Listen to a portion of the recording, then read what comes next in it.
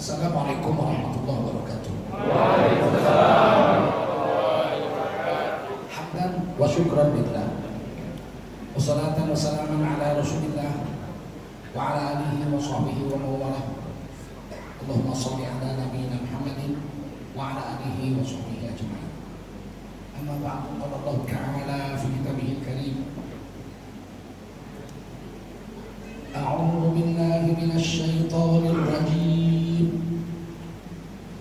Bismillahirrahmanirrahim.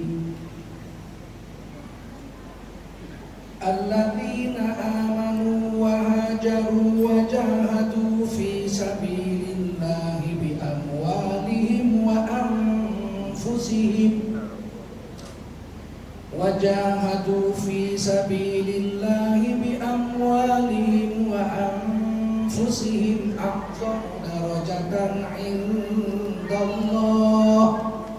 wa ulaika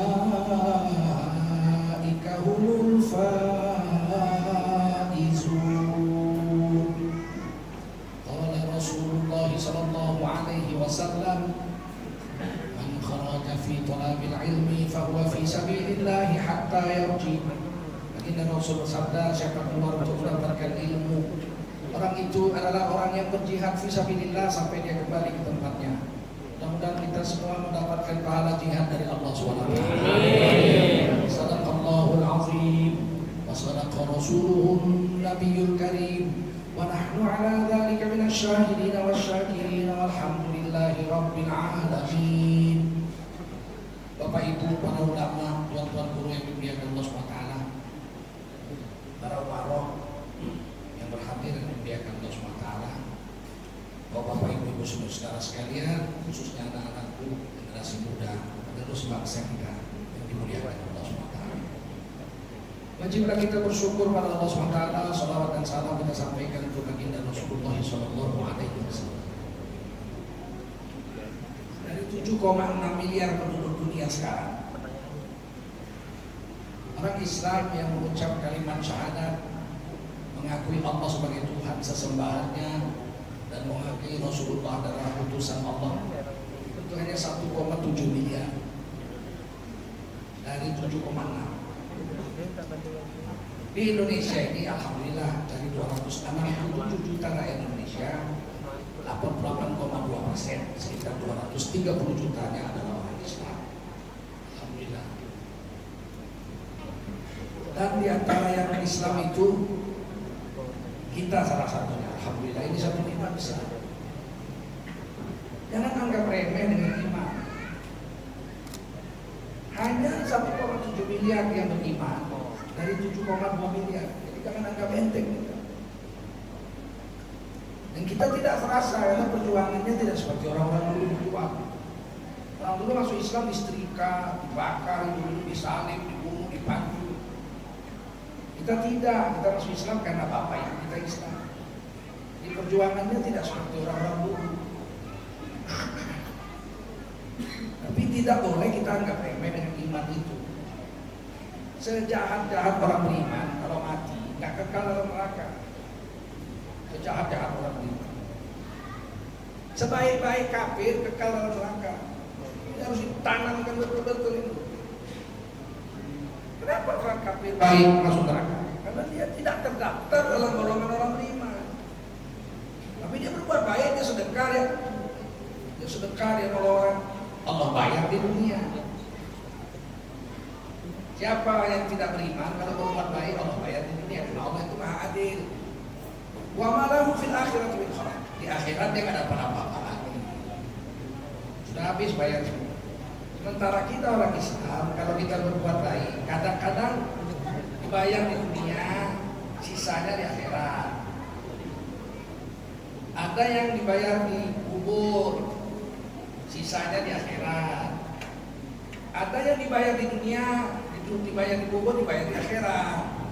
Ada yang di dunia nggak dibayar dia, berbuat baik dia, hajab kali hidupnya, makan pun susah. Tapi di kubur, di akhirat dia selamat.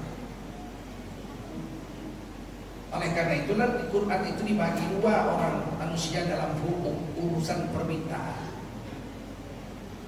Wa minan nasi may yaqulu rabbana atina fid dunya wa ma lahu fil akhirati min khalaq.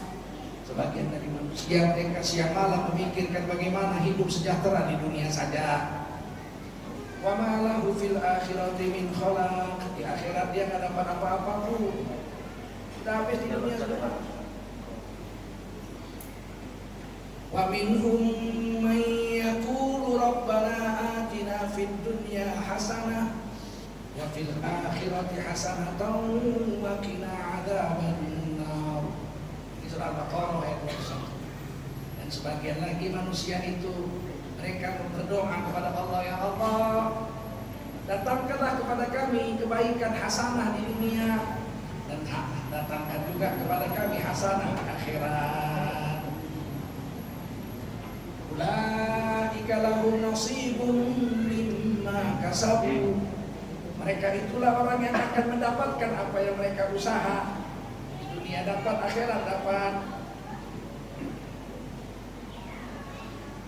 Paham? Kalau kita cuma kejar dunia aja, akhirat lepas.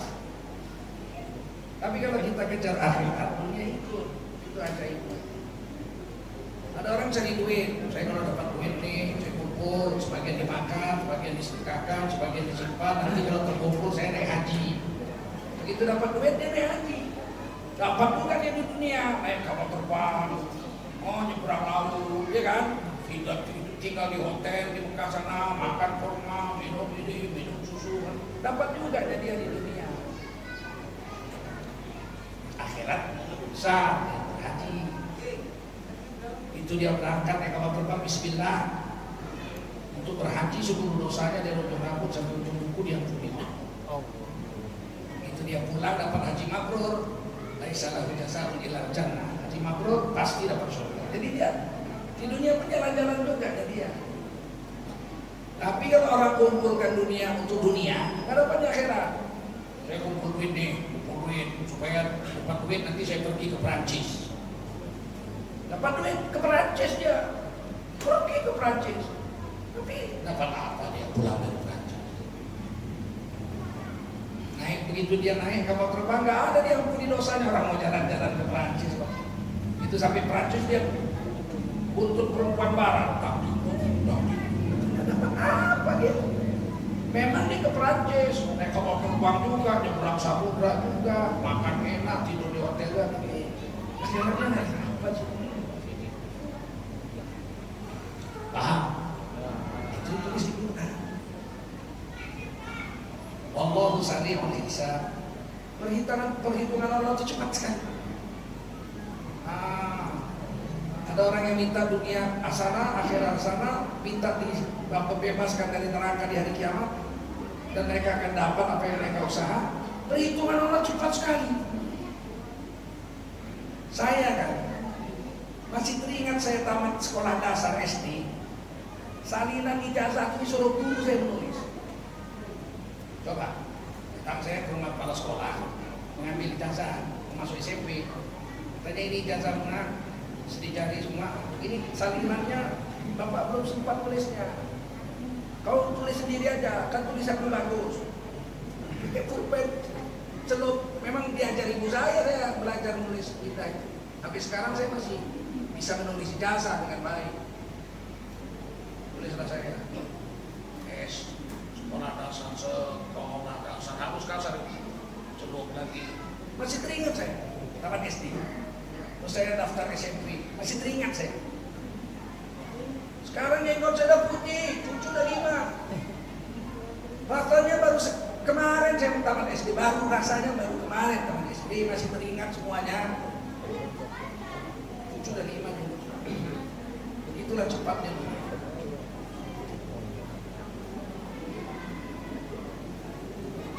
Kata Nabi, umur umatku ma baina sittin wa sab'in. Umur umatku itu hanya 60-70 tahun aja habis. Kalaupun ada yang hidup, qalilan minhum, kecil sekali dari umatku yang hidupnya lebih umurnya 70. Sekarang saya tanya ini, yang hadirin coba tunjuk tangan yang umur 90. Ada? Ada. Mau 80? Ada 80? Bapak berapa umur? Bapak berapa umur? 80. 70. 1, 2, 3, Masya Allah. 3. Berarti rata-rata 60. 40 tahun ke bawah coba. Nah, itu membuktikan hadis Nabi tidak bohong. Kalau pun ada umatku yang hidupnya lebih 70 tahun, nggak efektif lagi beramal. Terasa, saya dulu kan waktu saya di Mekah, ngaji di Mekah, tinggal di Mekah, malam tahajud 1 kali berdiri 1 juz. Kali berdiri di hadapan pintu Ka'bah. Boleh sepi. Tahun 96 tuh nggak banyak orang. Sekarang coba sholat 1,5 juz kali berdiri sama kawan-kawan saya yang akhir 1 bulan itu saya komentar juga mana nama ketua. Komentar juga. Ternyata nggak sehebat waktu juga. Waktu saya naik haji itu saya jalan darat dari Medan, Tanjung Balai naik kereta api, nyebrang Kelang, terus jalan darat sampai ke Mekah 4,5 bulan. Mana-mana jalan kaki. Mekah, Mina, Arafah, Musdalifah balik lagi ke Mina, dari Mina ke Mekah jalan kaki aja. Badan 69 kilo, pagar diloncati aja pagar. Begitulah waktu muda. Sekarang nggak terasa, udah tua, berat. Jadi sebentar sekali berhitungnya. Tiba-tiba udah lemah aja. Lu makan 2 kali sehari aja. Jam 9 pagi saya makan, kerja jadi dosen, ngajar. Saya makan lagi sore jam 6, 2 kali aja. Sekarang nggak bisa makan jam 9, jam 12 betah. Nggak bisa, kayak dulu lagi. Selagi masih muda itulah kata Nabi jangan disia-siakan. Sebab dia nggak kembali lagi, nggak pernah kembali lagi.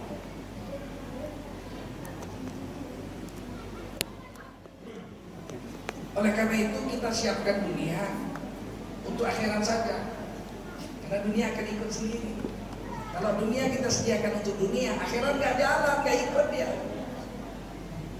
Saya kalau ada uang, saya akan bantu madrasah.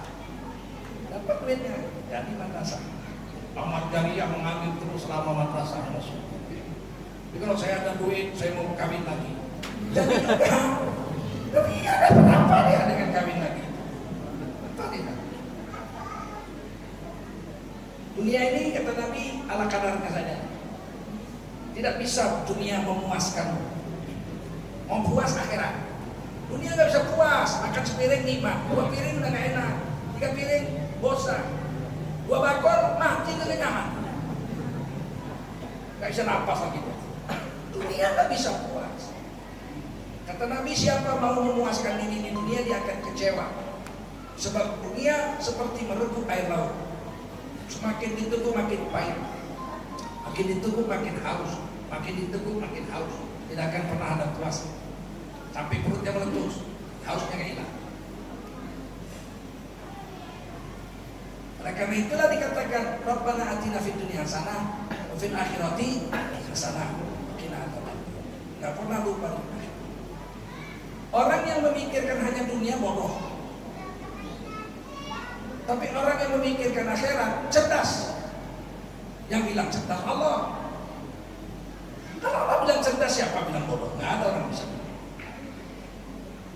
Inna fi khalqis samawati wal ard wa ikhtilafil laili wan nahar la ayatin li ulil albab. Sesungguhnya pada kejadian langit dan bumi dan pada pergantian malam dan siang terdapat tanda-tanda bagi orang yang cerdas. Ulul albab, orang yang cerdas. Siapa orang yang cerdas? Sama alladzina yadhkuruna Allaha qiyaman wa qu'udan wa 'ala junubihim. Orang cerdas ciri-cirinya yang pertama selalu ingat Allah ketika berdiri, ketika duduk, ketika berbaring, ingat dengan Allah, zikir dengan Allah. Orang cerdas itu. Semua yang dia buat di dunia ukurannya Allah. Itu kalau sekarang sama PKI itu dibilang bodoh. Tapi Allah bilang cerdas. Mau makan dia pikirkan ini apa? Makanan. Allah senang nggak kalau saya makan ini? Allah nggak suka, nggak jadi. Itu orang cerdas. Sudah 3 hari hilang di hutan, kalau terbangnya jatuh, dia selamat, yang lain mati semua. 3 hari dia di hutan, keluar, ketemu kampung. Masya Allah, ketemu kampung, tolong saya orang Jakarta Pak, ini KTP saya, kawan-kawan saya mati semua, kami naik kapal terbang, jatuh. Sudah 3 hari saya nggak makan, dibawa ke rumah kepala desa. Sudah 3 hari Bapak, yang jatuh kapal terbang itu Bapak, ya saya. Wah, udah makan, udah 3 hari nggak makan, duduk. Kepala desa sediakan nasi dengan semangkok kari.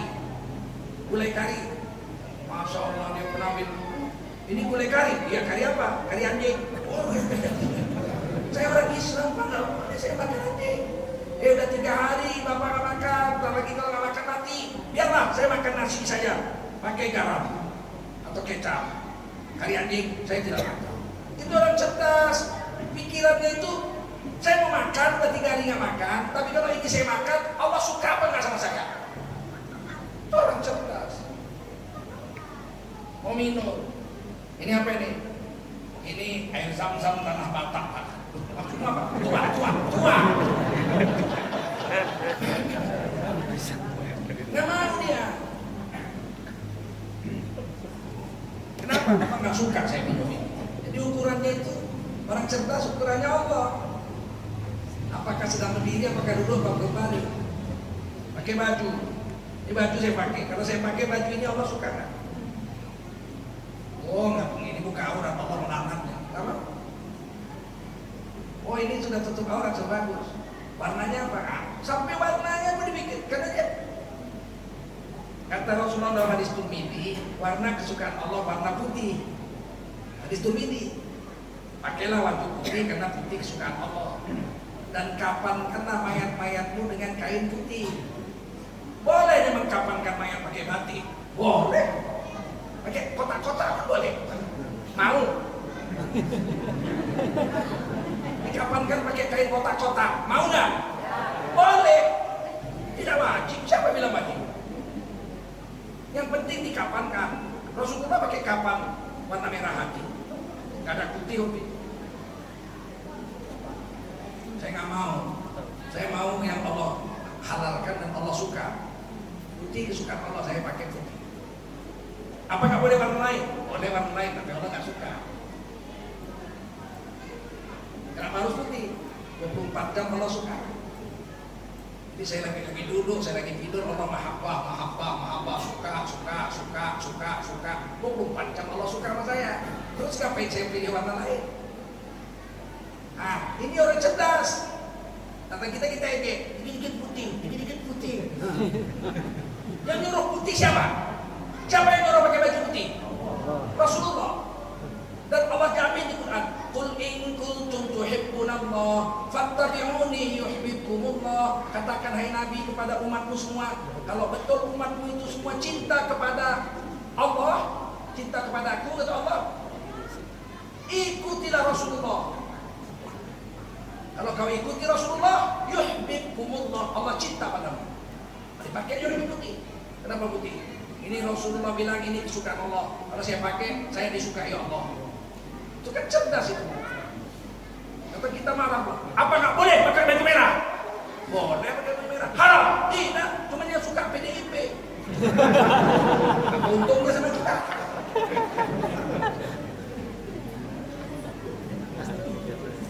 Rasul katakan ini orang cerdas. Allah dalam Quran surah Al-Imran katakan ini orang cerdas. Kita, akal kita yang udah dirusak sama PKI sekarang ini, kita hina pula, dikit putih, dikit agama. Ini bukan negara Islam, Bung, yang bawa agama. Iya. Ini bukan negara setan, Bung, jangan buang-buang agama. Betul? Betul. Jadi ada yang haram, dilaknat Allah, ada yang sunnah, disukai Allah. Tutup aurat wajib, buka aurat berdosa, haram, dilaknat Allah. nutup aurat pakai baju, pakai kain, warna putih, Allah suka. Kenapa pilih warna lain? Nah kan gitu. Warna lain boleh Pak, boleh. Tapi Allah nggak suka. Yang dicintai Allah putih. Sedangkan kita kalau jatuh cinta, tunangan kita suka makan remih-remih pisang goreng. Bukan pisang gorengnya, remih-remihnya itu. Kerak-kerak itu. Kita pun. Kenapa dimakan kerak bang? Abang suka juga. Gara-gara tunangannya suka makan kerak-kerak pisang goreng, dia pun suka pula makan kerak-kerak pisang goreng. Ya kan? Ya, giliran kita ikut-ikut Nabi dibilangnya jangan bawa agama, jangan keterlaluan. Ini kan orang setan. Dan kan jatuh cinta sama artis saja, artis pakai jabrik, dia pakai jabrik. Kenapa pakai jabrik? Ikut itu artis pujaan saya. Pujaan kita Rasulullah dan Allah, betul nggak? Kenapa nggak ikut Rasul? Itu orang cerdas. Rasulullah minum dengan tangan kanan, kita minum dengan tangan kanan. Minum dengan tangan kiri, kenapa? Allah nggak suka. Memang berdosa? Tidak berdosa. Minum dengan tangan kiri tidak berdosa. Tapi Allah nggak suka, Rasulullah nggak suka, benci Allah, Rasul benci. Terus ngapain pakai tangan kiri? Kan ada tangan kanan. Tangan kiri megang mic Pak. Ya ditukar lah micnya ke kiri. Susah amat.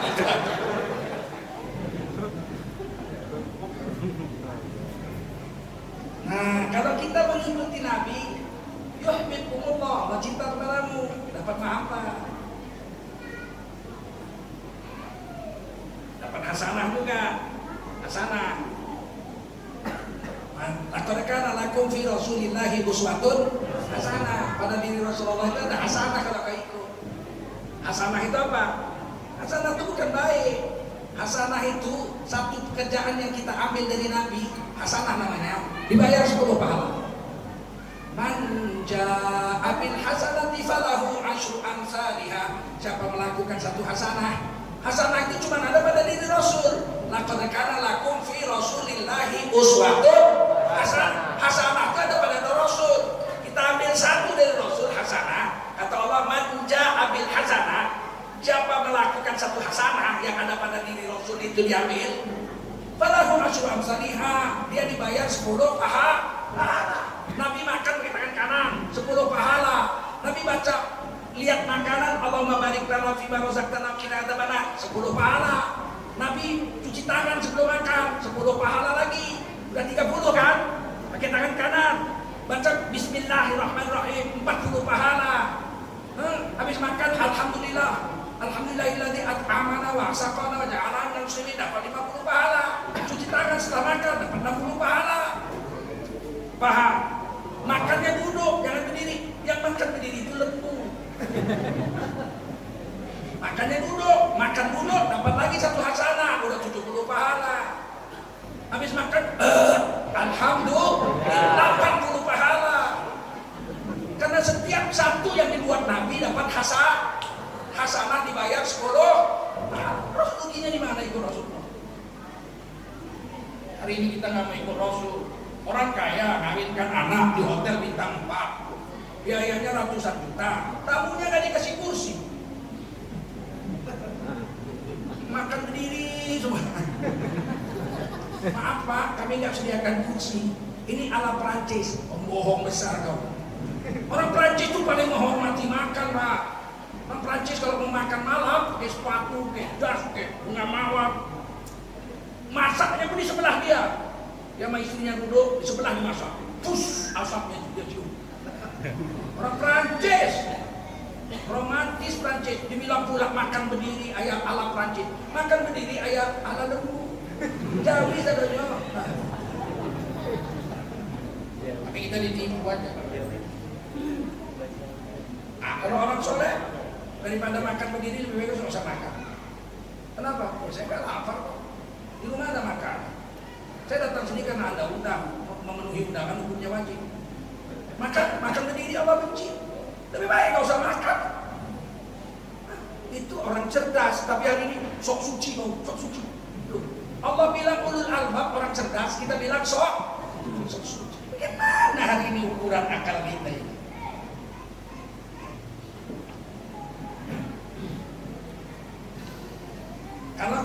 berhasil mengukur segala sesuatunya dengan aturannya Allah, kita orang cerdas yang pertama. Dan dua caranya. Yang kedua, wa yatafakkaruna fi khalqis samawati wal ardh, dan dia memikirkan apa-apa yang ada di langit dan di bumi. Ini ciptaan Allah, ini ciptaan Allah, ini ciptaan Allah. Nggak ada sama dia. Ini gara-gara aku. Oh, nggak ada. Nggak ada. Ini masjid. Kalau nggak gara-gara aku, nggak berdiri. Sombong. Marah sama anaknya. Diam kamu semua. Kalau nggak gara-gara saya, mati kalian semua kelaparan. Sombong. Begitu dia mati, anaknya gemuk semua. Sombongnya manusia. Marah sama istrinya. Diam kau. Kalau nggak aku kasih makan, kau jadi gelandangan kau di pinggir jalan sana, tahu? Sombongnya sama bininya. Tiba-tiba masuk penjara dia 10 tahun. Keluar gemuk bininya. Kok gemuk? Kamu. Alhamdulillah Pak, selama abang di penjara nggak ada yang nampari aku lagi. Gak usah sombong kita. Ini kita pikir segala sesuatu ini Allah yang buat. Paham? Bukan kita.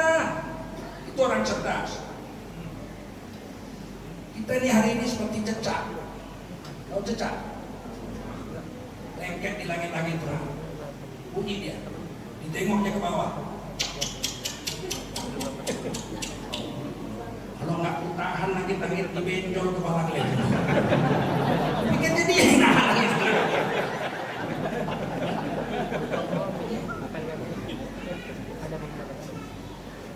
Kita ini la haula wala quwata illa billah. Enggak ada apa-apanya gitu. Itu orang cerdas. Hebat kau, Bapak. Enggak ada hebatnya. Yang hebat Allah. Tapi kalau enggak kata Bapak enggak ada. Semua kan Allah. Nah, ini orang cerdas. Semuanya Allah. Kita ini buat aja. Kata Allah, buat silakan. Fa idza azamta fatawakkal. Kalau kamu sudah berazam, buat baik-baik, doa, buat. Tapi ujungnya serahkan Allah. Nah, ini rumus orang cerdas. Kerja sungguh-sungguh ditambah dengan doa sungguh-sungguh sama dengan hasilnya. Kalau orang kafir sukses. Kalau kita enggak, kerja sungguh-sungguh ditambah doa sungguh-sungguh, hasilnya sama dengan tawakal. Berhasil alhamdulillah. Idza azamta fatawakkal. Berhasil alhamdulillah. Orang yang mudik gagal, innalillahi Allah murid. Selesai. Orang itu kan sombong. Saya kalau sudah mesti sukses. Saya kalau susah mesti sukses. Jadi di mana Allah dalam begitu? Al-Khaliq itu di mana? Coba datang orang mau jadi bupati, daftar ke KPU, partai politik borong semua. Padahal kerjanya itu kan jual pisang goreng yang dia. Borong semua partai politik. Semuanya dia daftar, saya sudah pasti menang. Suap sana, suap sini, bayar sana, bayar sini. Duit habis. Pemilu kalah. Pakai celana dalam jogetnya di jalan. Gila. Kita bukan itu. Kita ini usaha sungguh-sungguh, doa sungguh-sungguh. Hasilnya bertawakal Allah. Serahkan sama Allah. Berhasil alhamdulillah. Ini karena Allah, bukan karena saya. Kalaupun gagal, innalillahi wa inna ilaihi. Ini konsep hidup di dunia yang diajarkan Allah di Quran. Kalau kita seperti itu, kita orang cerdas. Paham ya? Termasuk Isya. Nah, kita azan dulu, nanti kita sambung habis Isya insyaallah. Bapak Ibu sekalian, ciri orang yang cerdas pertama semua ukurannya Allah dan Rasul. Kalau suka dia suka, kalau cinta dia suka. Kemudian dia pikirkan semua kejadian ini bahwa ini semua kuasa Allah. Ada hikmah di balik itu yang kita kata. Jangan asal enak ke kita bilang ini nikmat, terus kalau tidak enak, terus kita bilang kita ini dilaknat Allah. Tidak ada urusan begitu. Wah, kena sakit ini dibalas sama Allah. Belum tentu. Wah, saya jatuh miskin ini, rumah terbakar, bangkrut, saya diuji Allah dengan bala bencana ini. Wah, ini berarti Allah nggak sayang sama saya. Enggak begitu. Ketika bala bencana datang, kalau kita sabar, kita naik pangkat. Ketika datang bala bencana yang kita gak suka, kita sabar, kita naik derajat. Ketika datang nikmat, kita bersyukur, kita naik derajat juga. Nabi Ayub alaihissalam sakitnya 18 tahun, bukan main-main. Beliau orang paling kaya di kampungnya Nabi Ayub. Istrinya cantik, anaknya banyak. Pembantu-pembantunya banyak, rumahnya besar. Tiba-tiba kena penyakit, hewan ternaknya mati semua. Pembantu-bantunya mati. Anaknya mati semua. Tinggal berdua sama istri. Miskin, jatuh miskin. Rumah udah gak terawat. Sakit 18 tahun. Istri tetap setia merawat. Satu hari istrinya berkata, "Bang, lama kali sakit, mohonlah sama Allah biar sembuh. Doalah sama Allah biar kita sembuh." Kenapa Nabi orang soleh? Kalau doa Allah terima, insya Allah sembuh. Kata Nabi Ayub, "Wahai istriku, aku ini sehat berapa tahun?" Kata Nabi Ayub, istrinya bilang, "Abang sehat 70 tahun." Masya Allah. Saya sehat 70 tahun. Iya. Sakit berapa tahun? Abang sakit 18 tahun. Abang 18 tahun. Alangkah malunya saya sama Allah sehat 70 tahun. Sakit 18 tahun, nangis-nangis minta sembuh. Malu saya. Nggak mau saya. Padahal tinggal angkat tangan aja, Allah sembuhkan saya. Allahumma inni as'aluka sehatan wa afiyah. Apa sih susahnya? Malu. Saya nggak sanggup doa minta sembuh, malu sama Allah. Nantilah kalau udah 70 tahun sakit baru saya minta sembuh. Istrinya bilang udah nggak ada lagi apa-apa ini. Semua barang udah terjual, mau makan pun nggak ada lagi duit. Ya tapi saya malu. Badan udah digigit ulang semua. Ya tapi saya malu. Akhirnya istrinya pergi jual rambut, dipotong rambutnya. Potong rambutnya, bungkus, dijual. Itu makan. Ini terakhir nih, nggak ada lagi barang dijual. Nabi Ayub nggak tahu kalau istrinya sudah potong rambut, jual nggak tahu. Kasihlah ini roti, terakhir nih. Makan. Kata istrinya, doalah Pak, kita sembuh. Mampu. Pergi istrinya, lari istrinya, ditinggal dia. Nabi Ayub sendirian ditinggal. Istrinya udah pergi. Apalagi mau dijual, mau makan apa lagi? Rambut mau dijual. Saat itu ulat mulai memakan lidah dan hatinya. Mulai datang ulat menggigit lidah Nabi Ayub dan hatinya mulai digigit ulat. Saat itulah Nabi Ayub menangis, terseduh-seduh. Ya Allah, aku sakit baru 18 tahun. Minta sembuh rasanya malunya bukan main. Tapi kalau lidahku digigit ulat dan hatiku mulai digigit ulat, siapa lagi yang berzikir kepadamu ya Allah? Kalau lidahnya digigit ulat, tubuhku tak bisa lagi berzikir. Hati digigit ulat, hati tak bisa lagi berzikir. Saat itulah Nabi Ayub menangis. Ya Allah, aku minta, bukan minta sembuh. Aku minta janganlah hati dan lidahku digigit ulat, agar aku tetap bisa berzikir. Saat itu Allah turunkan wahyu. Ayo bangun, hentakkan kakimu ke bumi. Hentakkan kakimu. Jatuhkan semua ulat itu. Dari bekas hentakan itu muncrat air, mata air, mancur. Kata Allah, mandilah dengan air. Maka Nabi Ayub pun mandilah dengan air itu. Dengan izin Allah, seluruh ulatnya jatuh dan kemudian kulit-kulitnya tumbuh lagi, daging-dagingnya tumbuh lagi semua, rambut-rambutnya tumbuh lagi semua. Dia pun sembuh sedia kala. Seperti laki-laki umur 20 tahun. Kulit baru, daging baru. Padahal udah umur 80-an tahun sampai 90. Sakit itu, sehat 7 tahun, sakit 18 tahun. 88 tahun sudah umurnya. Kata Nabi Ayub, ya Allah, istriku yang setia pergi meninggalkan aku. Kalau dia pulang nanti ku cambuk dia 100 kali. Tiba-tiba istrinya di tengah jalan mikir, ya Allah, Alangkah kasihannya suamiku nggak ada yang urus. Pastilah kelaparan sekarang. Alangkah kejamnya aku jadi istri.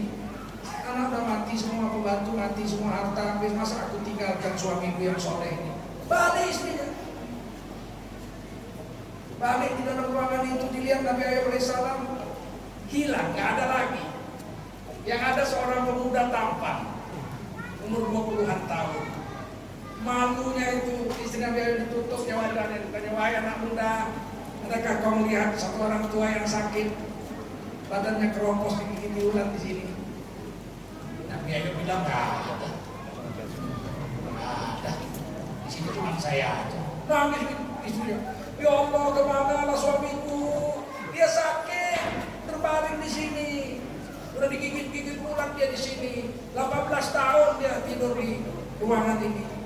Adakah kau lihat suamiku itu? Karena mereka bilang, nggak ada. Yang ada cuma saya. Akhirnya terseduh-seduhlah istrinya, ya Allah ampunkanlah aku meninggalkan suamiku. Saat itu Nabi Ayub mengatakan, suamimu namanya Ayub? Iya, kau tahu, saya lah Ayub. Jangan main-main anak muda, suami saya sudah tua. Kau masih begini muda dan tampan. Saya lah Nabi Ayub itu. Ini airnya masih hancur ini. Disuruh Allah turun wahyu, hentakkan kakimu, naik air, mandi. Saya lah Ayub, suamimu itu. Alangkah malunya istri. Ya Allah, maafkan saya telah meninggalkan kamu. Ya, mau balik lagi nggak sama saya? Mau. Lalu tempur udah. Kata istrinya mau balik lagi. Tapi aku udah janji akan mencambukmu 100 kali. Kata istrinya boleh, cambuklah 100 kali. Saya ikhlas. Asal saya diterima kembali di sisimu dari istrimu.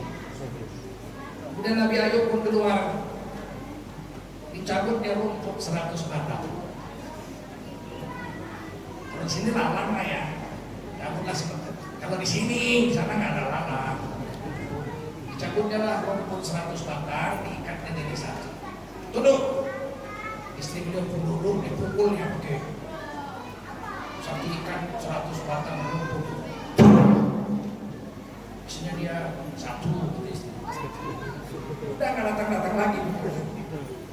100 kan Pak? Itu kan 100. Satu kan 100 ikan. Rumputnya 100 ikan. Ini di Quran cerita ini bukan bohong-bohongan ini. Kalau rumputnya 100 ikan, sekali pukul dihitung lah. Hitung 1 atau hitung 100? Yang kuat jawab 100 atau hitung 1? 100. Kata Nabi Ayub hitung 100. Dari sinilah Imam Syafi'i mengambil hukum suami menceraikan istrinya talak 3 sekaligus jatuh 3.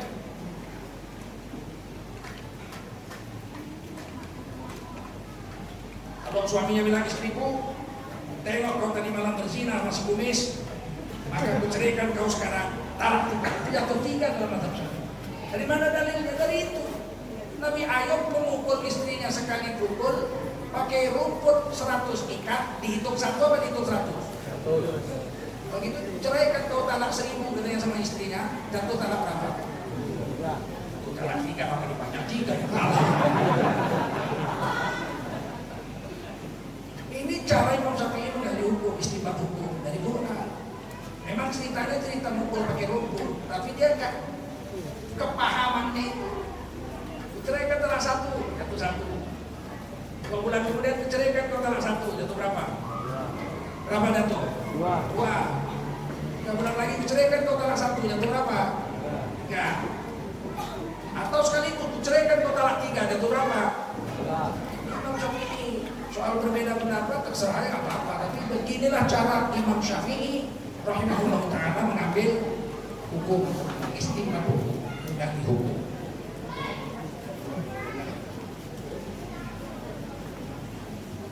Bapak-bapak ibu yang mulia, ayat ini teruskan. Rabbana ma khalaqta hadza batila.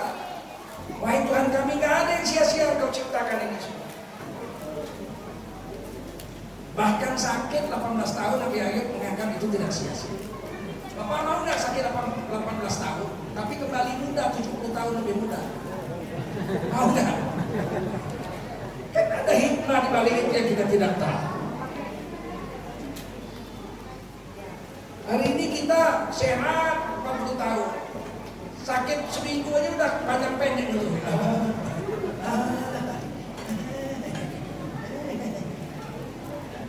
tahun sehat, seminggu aja sakit sudah begitu. Baru krisis kena COVID, udah menjerit-jerit. Oh susah main susah. Sesusah-susah kita COVID ini masih makan nasi ya kita, betul? Ada yang sempat makan rumput? Ada.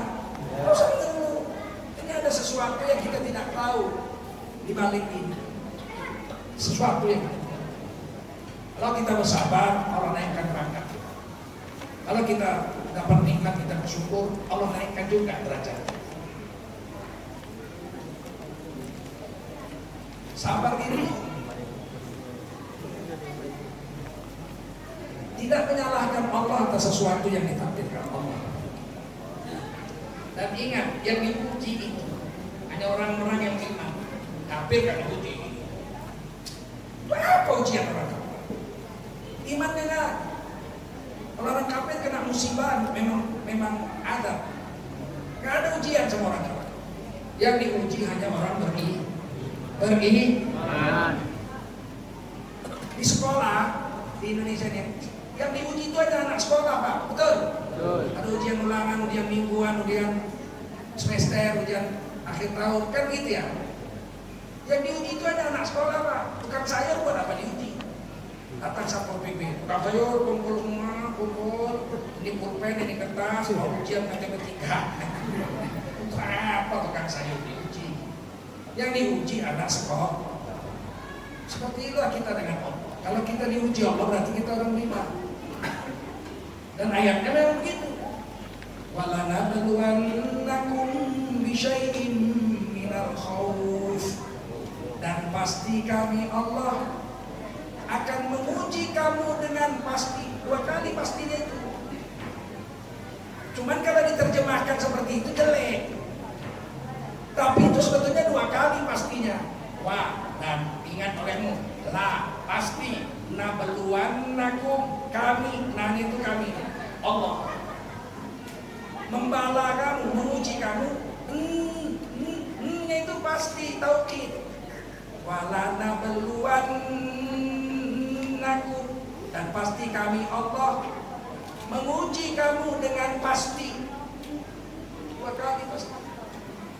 Bisyai'in minal khauf, dengan sebagian rasa takut. Ujian. Kalau orang diuji dengan takut, apakah dia manggil polisi? Apakah dia minum kapur? Takut kan? Orang barat kan kalau takut minum whisky. Apakah kita takut kembali kepada Allah?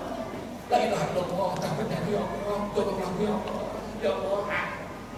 Itu ujian. Kalau kita diuji Allah kembali kepada Allah, naik pangkat itu.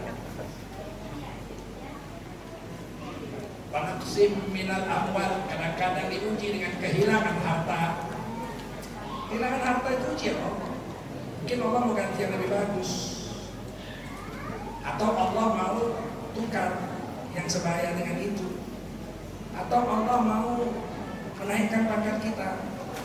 Mungkin selama kita punya mobil, sombongnya udah naik. Nengok orang itu sudah pakai ekor mata ya. Tiba-tiba hilang mobil, jalan kaki balik. Sadar ya Allah, benar. Kemarin aku sombong kali punya mobil. Mungkin wajah kadang-kadang diuji dengan rasa lapar. Apakah dengan lapar ini kita sabar, atau kita merampok, atau kita mencuri, atau kita menipu? Ujian sabar itu dia. Kalau kita sabar, anak dari 57 tahun kenyang kok. Kalau lapar seminggu 2 minggu ini biar aja dah. Nggak sepantasnya, nggak sederajat juga 57 tahun kenyang, lapar seminggu kan nggak imbang juga. Aman. Tapi kalau dia menipu, saya Pak, yang belanja itu saya sejak kawin. Istri saya nggak saya kasih ke pasar, saya yang belanja. Karena saya nggak bisa belanja, asisten saya suruh belanja. Suatu hari saya lihat istri saya masak, memotong bawang tuh matanya basah, nangis-nangis ya kan, pedas. Sialan istri saya. Satu hari saya lihat di pasar ada orang jual bawang goreng. Senangnya saya, aduh bawang goreng istri saya nanti tak perlu lagi lah pas bawang, tapi nangis-nangis, panas matanya. Saya belilah bawang goreng berapa bungkus gitu, kecil-kecil bungkus, 10 bungkus gitu saya. Bilang istri, dah pesan ini ada bawang goreng. Senang lah istri saya. Hari kedua nggak ada bawang goreng, dia potong-potong lagi. Saya bilang, kenapa potong-potong lagi saya? Nggak apa-apa bang.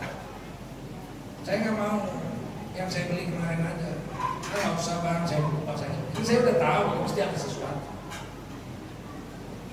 Saya tanya kenapa? Kenapa? Pas makan, bawang goreng itu yang dibuat. Saya bilang mana yang kemarin? Gak usah lah makan itu bang, ini aja lah. Saya mau tahu apa alasannya. Diambilnya lah bawang goreng, digunting, ini bang, taruh jadi piring. Ini bawang goreng, ini bawang goreng, ini bawang goreng. Ini kulit ubi kayu, ini kulit ubi kayu, ini kulit ubi kayu. Ini kulit singkong, ini bawang goreng, ini kulit singkong. Campurnya ini pak. Kalau kita makan kulit singkong mengandung racun ini. Orang dia insinyur teknik kimia tamatan musuh. Kan kaleng-kaleng ini.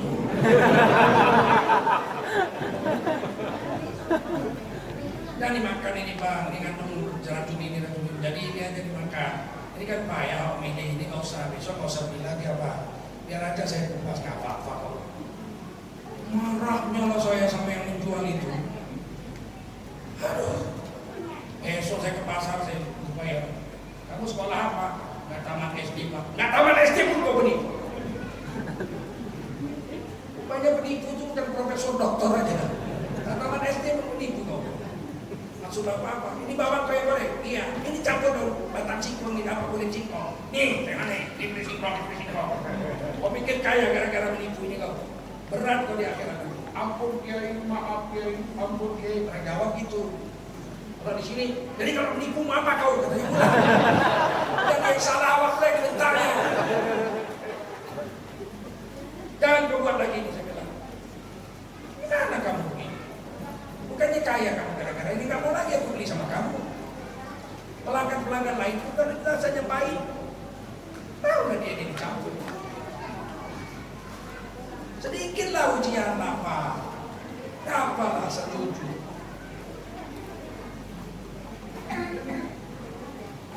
Satu hari Umar bin Khattab patroni malam. Waktu di beliau jadi khalifah. Kalau malam beliau habis sholat malam, beliau tak patroni keliling kota Madinah. Kota Madinah itu berapa? 9 hektar ya kota Madinah. Sebesar Masjid Nabawi sekarang ya kota Madinah. Dulu dikelilingi itu tiap hari sama Rasulullah. Sayyidina Umar bin Khattab keliling kota Madinah. Tiba-tiba didengarnya ada satu rumah kubur. Perempuan ngomong, nah campurkan air ke susu yang kita mau jual besok pagi. Berhenti jadi nomor. Tiba-tiba ada satu perempuan jawab, janganlah berdosa kita mah, curang namanya.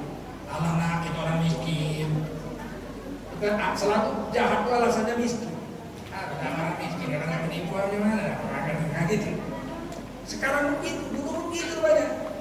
Udahlah nak, kau campurkan aja lah air supaya lebih banyak susu kita, dapat uang lebih banyak kita besok. Jangan mah curang ini, apa haram kita si anak. Kita orang miskin. Umar bin Khattab khalifah pun tak tahunya dia kalau kita campurkan dengan air. Bergetar pada Umar bin Khattab di luar. Dia tahu orang dia dengar. Contoh loyo ini orang katanya pula aku nggak tahu. Bagaimana dia bilang, mungkinlah Khalifah Umar nggak tahu, tapi Allah yang Maha Kuasa dia tahu. Bagaimana kita menghadapi Allah di hari kiamat nanti kalau kita curang berjualan susu? Kata maknya iya ya nak ya, iya pak. Lebih baiklah kita miskin, asal kita diridhoi Allah. Diambil Umar bin Khattab pisau kecil di pinggangnya, dicoretnya pintu dalam. Ditandai. Besok pagi dia bilang sama ajudannya askar, Cari di dalam kota Madinah itu yang pintunya saya gores. Rumah siapa itu? Cari. Rumah seorang janda dengan anak gadisnya. Kata Nabi Khattab radhiyallahu anhu, panggil dulu dia. Kata Muhammad. Kata Khalifah Umar, wahai anak gadis, kamu sudah ditunang orang, boleh dilamar orang? Belum. Maukah kau kawin dengan anakku? Betul. Dilamar anak presiden lah sekarang kita. Anakku sudah cukup umur untuk menikah, dan kurasa kau lah yang paling pantas untuk menjadi suami anak.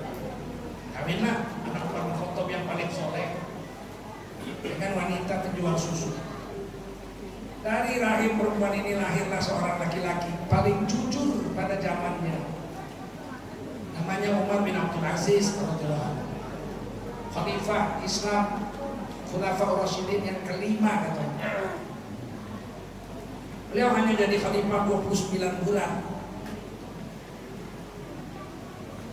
Tapi seluruh jazirah kekuasaan Islam aman damai. Perempuan bisa jalan dari ujung Yaman sampai ke Syam sendirian, tidak ada yang berani mengganggu. Beliau jadi gubernur sebelum jadi khalifah. Kemudian beliau menikah dengan anak khalifah, kaya raya, istrinya anak khalifah. Kemudian beliau diangkat jadi khalifah, gajinya waktu jadi gubernur 50.000 dirham. Begitu jadi khalifah diturunkan jadi 5.000. Bilang kebanyakan, berapa lagi segini? Istrinya kaya raya, hartanya banyak. Satu hari istrinya bilang, ya beliau sedang menulis surat. Pakai lampu, minyak, sedang menulis surat. Istrinya datang, bahasa kita bang, ajarkanlah Al-Quran. Oh jadi, duduk istrinya. Istrinya langsung baca Quran, buka Quran langsung baca. Tunggulah sebentar, jangan langsung baca. Hidupkannya lampu yang kedua, dimatikannya lampu yang pertama. Nah, sekarang baru baca. Kata istrinya, apa bedanya? Lampu yang itu kita punya juga, lampu yang ini kita punya juga. Kenapa waktu menulis surat pakai lampu itu, aku baca Quran pakai lampu yang ini? Kan sama-sama milik kita dua lampu ini. Betul, kata suaminya, ini lampu kita yang punya, lampu yang ini pun kita yang punya. Tapi yang ini minyaknya dibayar negara, yang ini minyaknya bagi uang gaji. Aku menulis surat atas nama negara pakai minyak yang dibayar negara. Kau kan bukan pegawai negeri kau. Maka kau baca Quran pakai minyak yang aku beli pakai duit. Bagaimana gak hebat Islam kalau khalifahnya seperti ini? Istrinya nangis. Alah, bahagianya bahwa aku punya suami kayak kamu. Coba sekarang, sama aja. Sama apa ini? Ada, sok alim kau. Kena maki kita bini kita. Lihat bedanya orang soleh dengan orang-orang yang tidak mengerti agama. Akhirnya istrinya dipanggilnya berapa hari. Wahai istriku, aku khalifah. Kamu istri khalifah. Iya. Gak suka lah kau punya harta banyak, emasmu, perhiasan-perhiasan, gak suka. Kalau lah kau mau jadi istriku, kau sedekahkanlah semua hartamu itu, hiduplah bersahaja seperti aku. Tapi kalau kau gak suka, kan kau masih mau pakai pelata semua, aku ceraikan kau supaya kau dapat suami yang sederajat denganmu, yang hobinya sama, hidup mewah. Kata istrinya, demi Allah, aku lebih memilih hidup miskin bersamamu daripada hidup dengan harta yang banyak. Kumpulkannya semua hartanya, sedekahkan semua habis di jalan Allah SWT.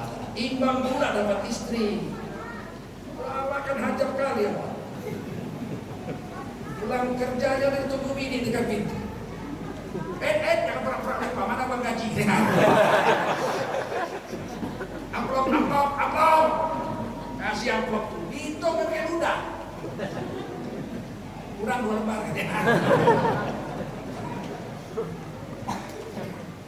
Berapa banyak kita sengsara di buat istri. Seruang gaji diambilnya. Udah tua bang mau mintanya balik, payahnya bukan main. Dalam duit berapa? Di bensin kemarin udah 4 hari yang lalu. Macam duit dia pada lama yang cari. Dia duit itu kita yang cari. Kita mau minta untuk beli bensin aja susah juga naik. Patut tak cepat tua deh.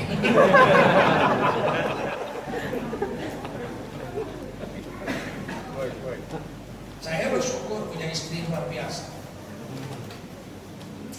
Baju saya 7, baju istri saya 2, karena dia jarang keluar. Baju hitamnya 2, cadarnya hitam 2, di rumah 5. Asal lebih dari 5 kasihnya sama orang. Kalah pula awal istri. Saya dulu pakai baju 2, baju. Pernah saya coba, Rasulullah bajunya 2. Ternyata tidak semua sudah habis bisa kita ambil. Saya beli jubah 2, Rasulullah 2 jubah. Pagi saya pakai ngajar di kampus, usul TPS Pak. Kemudian kerja di LP3I. Kemudian saya pulang. Malam habis maghrib saya pakai jubah yang kedua, kan ngajar agama di masjid. Ceramah. Besok pagi kan dua-dua udah bau. Gimana saya mau mengajar coba? Saya bilang sama istri, baju habis. Sebentar bang, kita dicuci dalam. Kami peras berdua supaya kering. Peras berdua. Sudah itu dibalik, mobil Honda, kebut lah keliling kampung. Supaya kering. Kering juga. Udah kering bang, udah kering. Setrikalah sama istri. Pakailah surat subuh. Habis subuh udah makan sarapan pagi, ngajar nih kamu. Yang satu lagi dicuci. Bagaimana? Ternyata 2 hajat, payah kali. Payah. Bikin 4 amat lah. Pagi ini, malam ini saat yang dua ini dicuci. Hari kedua pakai yang 2 lagi amat. Musim hujan. Disetrika sampai berasa. Ini pengalaman hidup. Saya bilang aku ajak kali level 4, ternyata kurang, bikin 2 lagi 6 amat lah. Mau musim hujan, mau musim amat.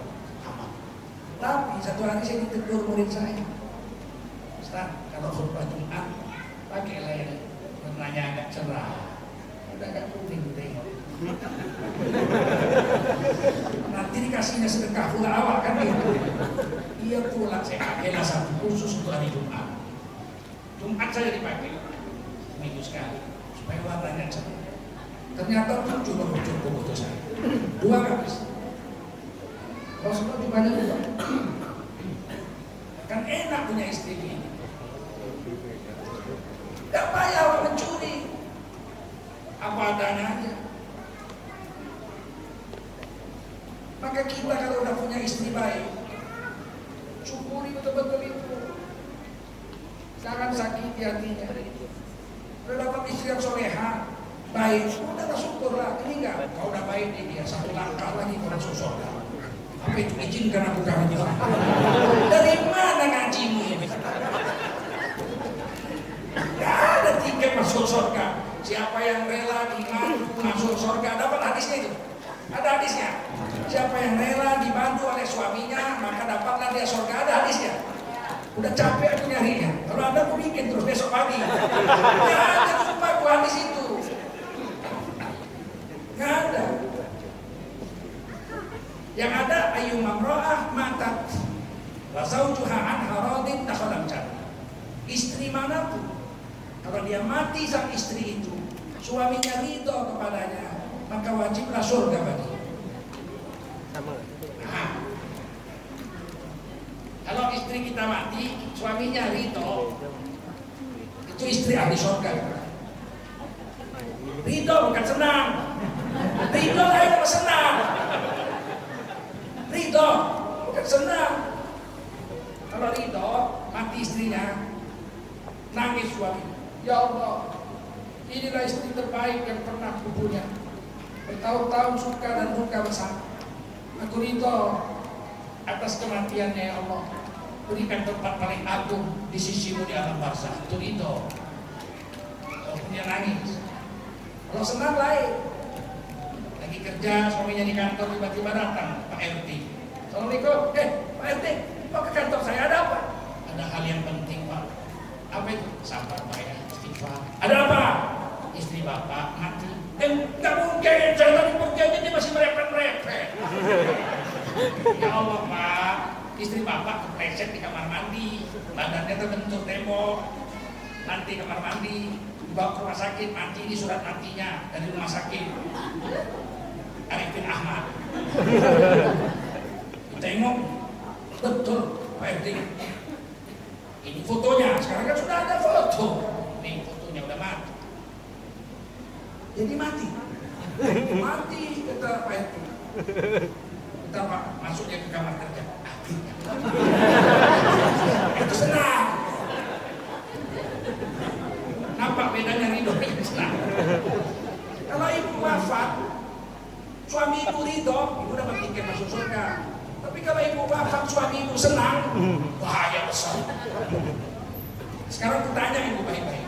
Kira-kira kalau ibu mati malam ini, suami ibu senang apa ridho? Ayo jawab. Kalau mati ibu malam ini, senang apa ridho suami ibu? Makanya tidak. Makanya baik-baik juga sama suami. Jangan kasar-kasar sama suami. Baik-baik sama suami. Bayang mati kita ridho ya. Pak Ustaz kok kasar kali sih pakai mati. Mati itu halus Pak. Kita ditipu penjajah Belanda kafir. Penjajah Belanda kafir bilang orang jangan bilang mati, mati itu kasar. Mesti bilang meninggal, meninggal lebih bagus. Meninggal itu artinya apa? Banyak, bisa meninggalkan anak, meninggalkan istri, meninggalkan rumah, meninggalkan kota, ya kan? Meninggalkan negara, meninggalkan sawah ladang, banyak meninggal. Artinya, kalau mati satu aja, apa arti mati? Mati. Cabut nyawamu mati. Mati itu bahasa Al-Quran. Tapi kafir-kafir gak pernah senang. Jangan bilang mati, mati itu kasar. Bilanglah meninggal. Mati itu bahasa Quran, mana ada Al-Quran kasar? Betul? Dan kita baca dalam sholat, inna sholati wa nusuki wa mahyaya wa mamati lillahi rabbil alamin. Kalau kasar bukanlah besok. Inna sholati wa nusuki wa mahyaya wa mamati meninggal. Enggak batal sholat. Kita jadi tipu kafir aja Pak. Saya bilang mati karena Nabi juga pakai bahasa mati. Idza mata ibnu Adam inqata'a amalu. Kalau telah mati, Nabi pakai mata fi'il mati, telah mati. Kok kasar sih mati? Sekarang saya tanya, mati halus apa kasar? Yang kasar itu mampus. Apa kabar Bapak kau? Sudah mampus. Sudah mati halus. Sudah mampus. Tapi kita ditipu kafir. Paham? Nah, sekarang bilang kafir juga nggak boleh. Karena bilang kafir itu menghina. Ini kan luar biasa. Yang melarang bilang kafir orang Islam pula. Padahal kafir itu tidak kasar. Kafir itu asal bahasa Arabnya kafaro yang subuh kufron. Artinya menutup. Bahasa Inggrisnya to cover. Inggris mengambil dari bahasa Arab. To cover, covering, cover. Asal kata kafaro. Artinya menutup. Ini meja supaya cantik dipasang telapak meja ini. Ini kafaro yang kufran menutup. To cover, covering. Meja ini ditutup pakai kain, ini namanya kafaro yang kufran. Orang yang memasang tutupnya ini, siapa tadi yang masang? Kafir. Apa? Gak ada kasar-kasar. Tapi dilarang kita ngomong kafir. Dulu Belanda bilang kita jangan bilang mati, kasar, ganti meninggal. Sekarang jangan bilang kafir, kafir itu kasar, ganti non-muslim. Non-muslim itu lebih kasar Pak. Gak ada di dalam Quran non-muslim. Kafir ada, non-muslim ada. Non-muslim itu kasar Pak. Asal kata aslama yuslimu islaman. Artinya apa? Selamat. Aslama yuslimu islaman, artinya selamat. Muslim orang yang selamat. wa ana minal muslimin. Aku termasuk orang yang selamat, orang yang berserah diri dengan Allah. Non muslim, orang yang tidak selamat, orang yang celaka. Saudara-saudara non muslim, orang muslim mati, orang yang celaka. Kasar ganti. Kemarin kafir nggak mau, nanti non muslim nggak mau ganti Sontoloyo gitu. Kok kau atur agama? Sekarang kita ini payah hidup di Indonesia. Tahun ini susah.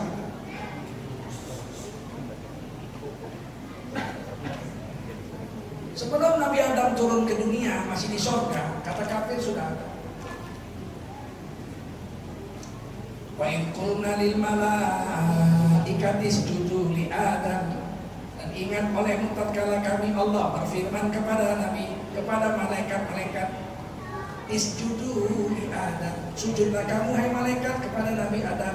Fasajadu, maka malaikat semua sujud kepada Nabi Adam dengan menghormat. Sujudnya menghormat. Ditakzim bukan ditabuh, bukan menyembah. Tak mungkin sujud menyembah. Tak mungkin Allah menyuruh malaikat menyembah Nabi Adam. Tapi sujudnya itu litakzim, sujud menghormat. Fasajadu, semua malaikat sujud menghormat Nabi Adam. Illa iblis, kecuali iblis menolak sujud. Aba wastakbar, congkak dan sombong iblis. Wa kana minal kafirin, jadilah iblis kelompok orang kafir. Kelompok kafir. Kelompok kafir. Yang kuat kelompok kafir. Kalau digantikan tersinggung orang. Maka minal kafirin, tongkat dan sombong iblis, dia menolak sujud, maka masuklah iblis golongan non muslim. Marah orang tua.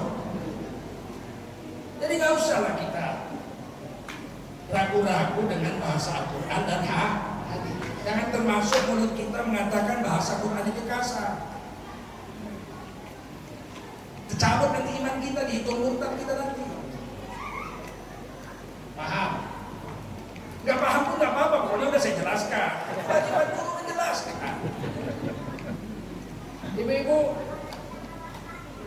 pertanyaan tadi belum dijawab. Kalau ibu wafat malam ini, kira-kira suami ibu ridho apa senang? Senang. Ayo. Pulang nanti minta maaf sama suami. Cium tangan. Pernah cium tangan suami? Berapa kali setahun? 2 kali setahun. Cium tangan suami 2 kali sehari. Suami mau pergi kerja sana, cium tangan. Suami pulang kerja, cium lagi. Kalau ada yang berhak disujud itu disebut selain Allah, tidak ada. La ilaha. Andai kata ada makhluk yang boleh disujudi untuk disembah, Rasulullah mengatakan niscaya aku suruh para istri sujud menyembah suami. Kalau ada Tuhanku selain Allah, siapa Tuhan? Suamimu ini Tuhan, walaupun pendek tongek pesek dia pengen. Ini kalau ada Tuhan dia suami, maka ditaati suami. Para istri, kata Nabi, perempuan masuk surga dengan 4 langkah saja. Berapa langkah, Bu? Langkah pertama, jaga sholat 5 waktu. Bisa? Bisa lah, mesti bisa. 5 kali sholat, 1 kali sholat 8 menit. 5 kali sholat kali 8 menit 40 menit. Sehari semalam. Sehari semalam 24 jam kali 60 menit. Sama dengan 1440 menit. Allah cuma minta ibu sembahyang 40 menit 5 kali. Sisanya 1400 menit lagi bebas. Berapa banyak manusia tak mau sholat? Hanya 40 menit saja. Laki-laki 1 hari itu 1440 menit. Kalau 1 kali minggu, 1 minggu 7 hari itu 10.080 menit. Allah minta laki-laki wajib sholat Jumat 60 menit, 1 jam setiap Jumat sekali. Masih sisa 10.020 menit seminggu. Berapa banyak orang Islam laki-laki nggak sholat Jumat? Bertahun-tahun. Ngeri kan? Dikasih tahu banyak kali alasan, ini banyak kali alasan. Masjid nggak mau, diajak ke masjid marah dia. Giliran mati baru ke masjid. Aku kadang-kadang jengkel juga. Karena diwajibkan Rasulullah aja, sholat jenazah itu hukumnya fardu kifayah. Tanya, siapa ini? Ini kan Pak, dia nggak pernah masjid itu. Kalau kita ada masjid marah-marah itu. Nanti deh, mati Pak, kenapa COVID? Kita sembahyangkan jenazahnya. Karena dipaksa Nabi itu fardu kifayah. Ikhlas mana? Ikhlas apa? Enggak.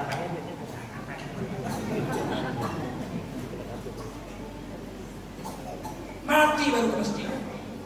Waktu saya hamil aku ke masjid. Nah, ibu mau masuk surga? Jawab kuat, mau? Jaga sholat 5 waktu. Kalau udah ajar matikan aja kompor. Sedang masak nih, azan matikan kompor. Ini bikin sial aja kalau diteruskan. Stop, sholat dulu. Habis itu 8 menit hidupkan balik. Siap. Yang kedua, jaga puasa Ramadan. Bisa. Kalau tinggal cepat ganti, bisa. Sekarang udah diganti belum Ramadan kemarin yang tinggal? Ini udah Muharram nih. Cepat ganti. Sudah 2. Kalau ibu bisa jaga sholat, jaga puasa, ibu sudah semifinal masuk surga. Melangkah lagi ibu dapat surga. Kan enak masuk surga. Yang ketiga, bahafadul farjah. Ibu wajib menutup aurat dengan selingkuh sampai mati. Bisa? Nggak jawab. Tutup aurat jangan selingkuh sampai mati sekalipun. Bisa? Jangan selingkuh sama tukang ojek. Susah saya ojek ini. Ojek ini sebetulnya bukan pekerjaan.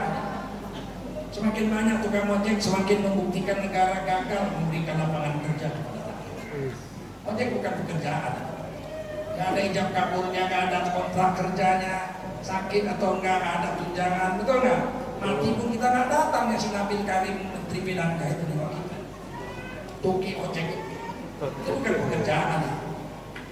Mana ada pekerjaan? Tabrakan kita patah pun nggak ada yang menyumbang kita. Bukan pekerjaan. Saya nggak kasih istri saya ojek. Memang murah, ya murah tapi 70 kali ngerip.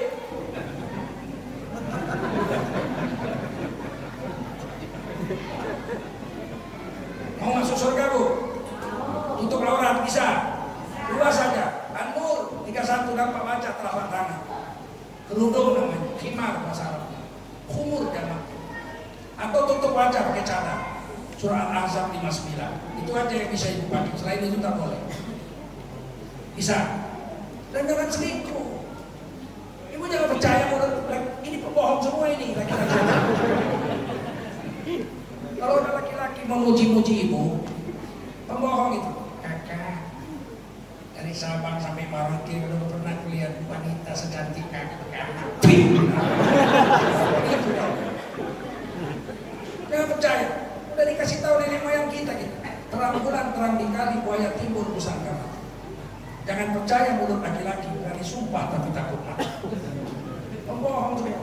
Walaupun harus menyeberangi lautan api, kau akan mendapatkan. Karena nggak ada lautan api, nggak ada. Seluruh dunia lautan dari air semua. Betul. Kalau ada di info sana lautan api, karena berani dia ngomong begitu. Bohong aja. Oh tidak Pak, kalau aku sungguh-sungguh Pak. Demi Bekasi, lautan api pun berani. Bohong aja kau. Tidak bohong aku Pak. Anak kopi panas saja kau tiup.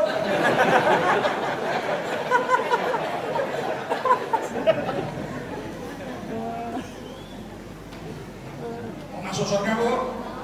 Untuk aurat jangan selingkuh sampai mati. Percayalah mulut laki-laki satu aja, suami ibu aja. Yang terakhir ada paling gampang.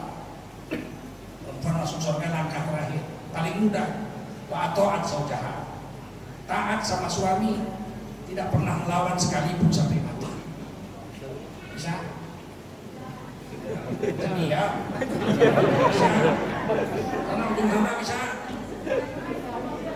Ya, kok nggak dijawab? Ini serius tanya berdiri aku. Wanita dari ujung kanan ke ujung kiri, coba tunjuk tangan. Siapa yang selama perkawinan belum pernah melawan sekalipun sama suami? Ayo, tunjuk tangan. Gak ada. neraka jahanam.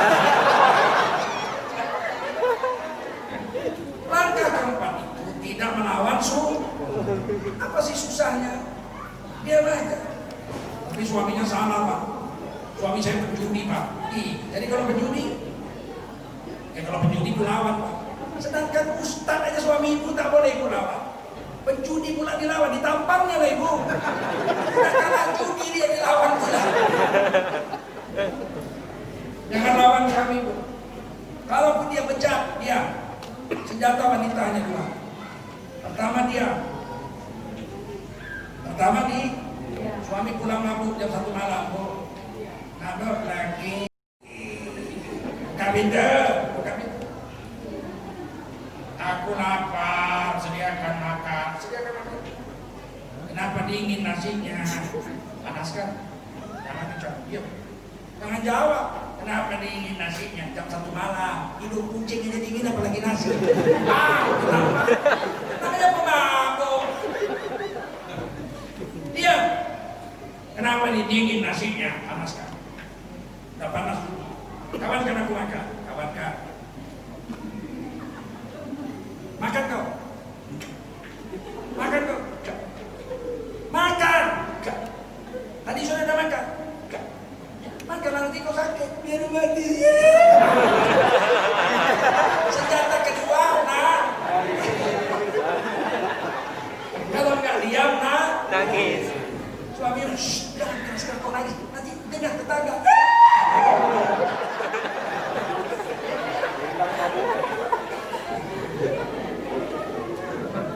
Makanya kata Nabi masuk surga itu taat kepada suami. Tapi suaminya pemabuk Pak, jahat Pak, tukang main judi, selingkuh lagi. Masa harus diam? Diam. Cuma ibu obat dia, karena hatinya sedang sakit. Obatnya diajari Rasul. Mau tahu? Mau tahu nggak? Pertama dengan zikir, ala bidzikrillahi tatma'innul qulub. Ini Quran yang bilang. Ketahuilah dengan zikir hati jadi tenang. Masa zikir? Subhanallah, alhamdulillah, la ilaha illallah, wallahu akbar, la ilaha illallah. Ini cahaya nur zikir ini masuk ke makanan. Dimakan suami jadi baik, dimakan anak jadi baik, setahun, 2 tahun, tambah baik. Disuruh zikir itu. Ini udah laki reman, masak sambil nyanyi. Memangnya mengapa engkau harus menang? Janganlah kau bimbang atau putra, walaupun kau janda tetap ku puja. Lewat mereka amin. Sangkut lakinya di warung janda. Kenapa harus nyanyikan? Oke, baca Quran, paham? Itu Quran kata Allah, huwa syifa lima fis sudur, obat bagi penyakit hati. Becat-becat hati hilang dengan Quran dan zikir. Itu cara yang diajarkan Allah dan Rasul.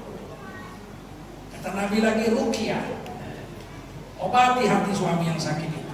Di ruqyah anak kita yang bantu dengan Quran. Selesai masak sayur, matikan kompor, jangan diangkat dulu. Bacakan Al-Fatihah. Ya Allah, suami bejat kali. Pantang lihat perempuan melotot matanya. Padahal aku perempuan juga. Obatilah hati suamiku yang bejat itu dengan keberkatan Al-Fatihah. Ini kan hadis Bukhari. Bacakan sebentar. Dari maghdubi alaihim waladhdallin. Amin. Udah kan sayur. Itu namanya ruqyah. Apa namanya? Hadis Bukhari. Sekarang aku tanya Bapak, jawab keras-keras. Jijik nggak sama ludah istri? Kuat jawabnya, jijik nggak? Jijik nggak? Mainkan besok pagi.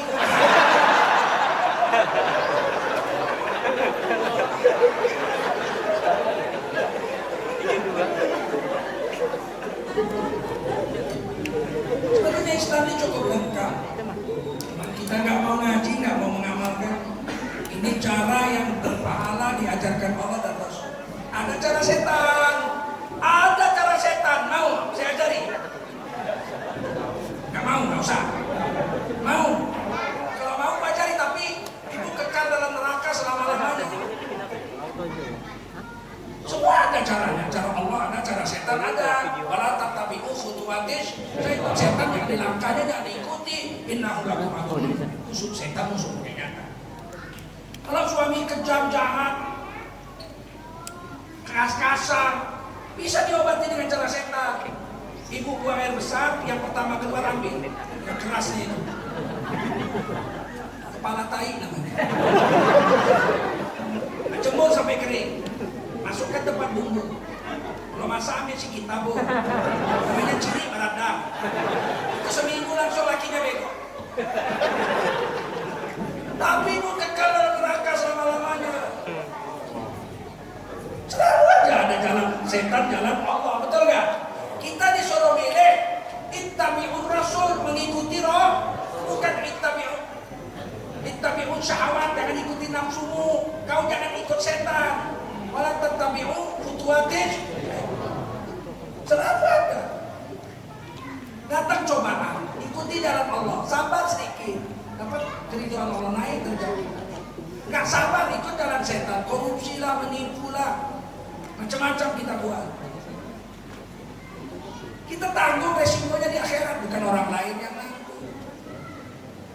Maka pasti kami akan menguji kamu dengan sedikit rasa takut, waljum, rasa lapar, wanaksi minal amwal, kehilangan harta, wal anfus, kehilangan nyawa, anak mati, bapak mati, orang tua mati, bos kita mati, kita sendiri pun satu hari mati.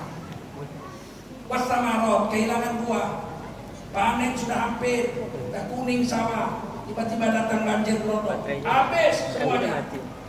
Jangan putus asa, jangan bunuh diri, pasti Allah ada beri sesuatu di balik kita. Jadi di Sumatera Barat, banjir rodok datang, seorang nenek-nenek udah hampir panen, hancur habis, duduk di pinggir sawah, menangis terseduh-seduh. Datang camat, datang bupati nengok, ibu pulanglah, saya dengar ibu sudah 2 hari tidak pulang.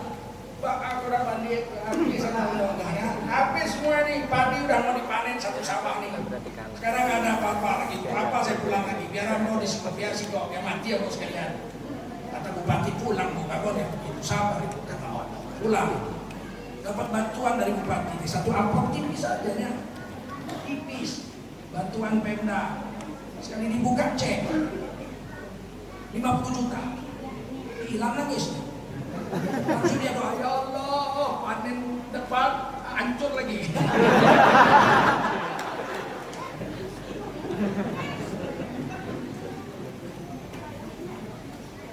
Wabasyiris shabirin, dan beri kabar gembira bagi orang yang sabar. Siapa orang yang sabar? Ditulis langsung ayatnya aja. Alladzina idza asabathum musibatun qalu. Berhentinya di situ, Pak. Tak bagus berhenti di musibah. Hanya imam-imam kita berhentinya di sini, di musibah. Wabasyiris shabirin alladzina idza asabathum musibah. Tak bagus berhenti. Beri kabar gembira kepada orang-orang yang sabar, yaitu orang-orang yang kalau ditimpakan musibah kepada mereka. Siapa yang ngasih musibah? Masa orang sabar dikasih musibah? Kejam kali. Orang sabar kok dimusibahi. Gak bagus. Maka berhentinya di qalu. Dan berilah kabar gembira kepada mereka, orang-orang yang sabar, yakni mereka yang kalau ditimpakan musibah kepada mereka, mereka berkata, berhenti itu. Qalu. Apa katanya? Apa katanya? Apa kata orang sabar itu? Qalu inna lillahi wa inna ilaihi raji'un. Begitu orang sabar. Pak, terpukul musibah. Innalillahi wa inna ilaihi. Semua milik Allah, satu hari kami pun akan kembali. Ulaika lahum salawatun min rabbihim wa rahmah. Mereka adalah orang yang mendapat barokah dari Allah dan mendapat rahmat. Stempel itu. Wa ulaika humul muhtadun. Mereka adalah orang-orang yang mendapat petunjuk dari Tuhan mereka. hidayah kita dengan musibah-musibah ini. Kalau kita salah.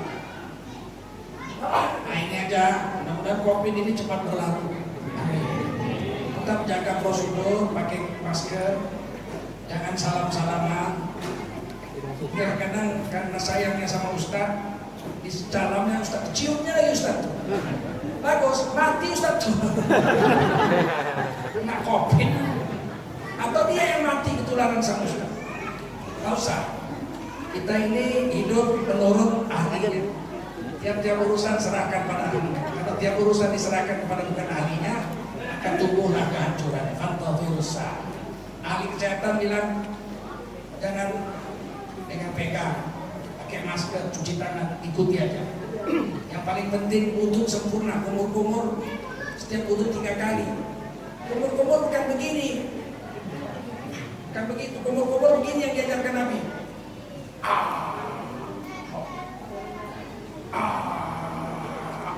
Begitu kumur-kumur.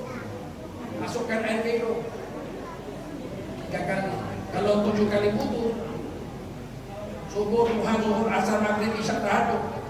Berarti bapak-bapak, ibu-ibu 21 kali kumur-kumur. 21 kali masukkan air minum. Insya Allah bersih. Ini yang diajarkan Allah dan Rasul. Semoga COVID berlalu segera. Semoga negeri Riau menjadi negeri yang baktatun.